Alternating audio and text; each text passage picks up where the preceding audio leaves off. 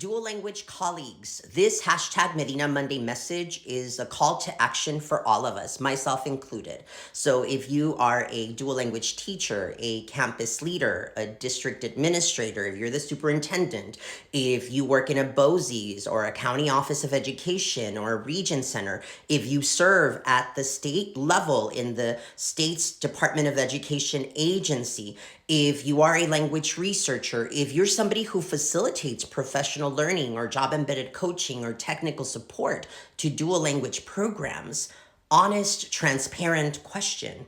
How much longer are we going to call it biliteracy, even though it isn't, just because that's the way it's always been?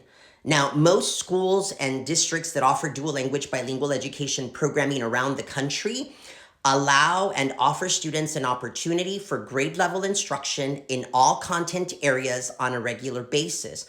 But there are still a handful of schools and districts around the country that will actually only offer students grade level instruction in one program language in certain content areas for an entire year, or 2, or 3, or 4, or 5.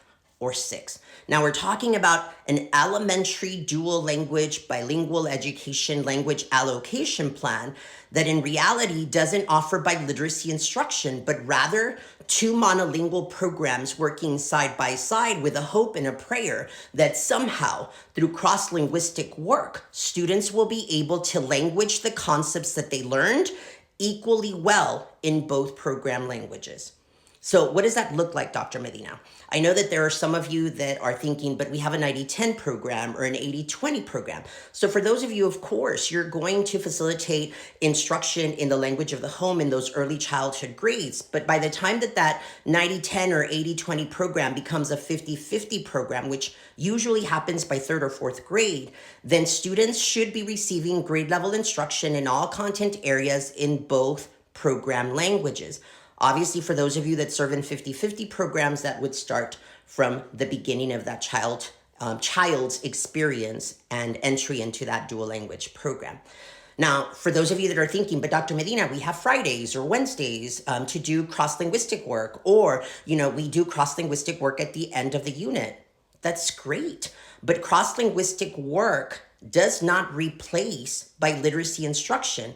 Cross-linguistic work is an important component of biliteracy instruction, but it isn't biliteracy instruction itself, because all it takes is one teacher to not feel comfortable with cross-linguistic work, bridge level 1, bridge level 2, bridge centers, bridge moments, bridge tasks, and all of a sudden, an entire cohort of students is negatively impacted. And we see this quite a bit when students only receive grade level instruction in one language and can only mobilize their content understanding in the one language in which they received grade level instruction.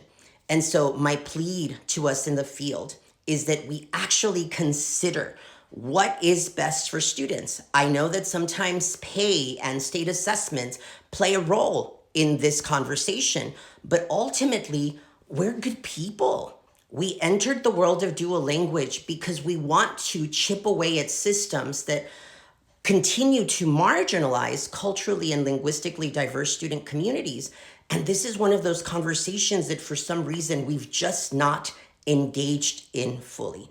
Students deserve grade level instruction in all content areas in both program languages on a regular basis. And depending on the community that we serve, that could be an AM-PM language flip, which we see quite a bit of, or an A-Day, B-Day, or an A-Week, B-Week. Some districts might even do a unit in one language and a unit in the other. But definitely what we don't want to do is actually wait an entire year before students receive grade level access to instruction in both program languages in all content areas on a regular basis. I hope this is helpful. Adios.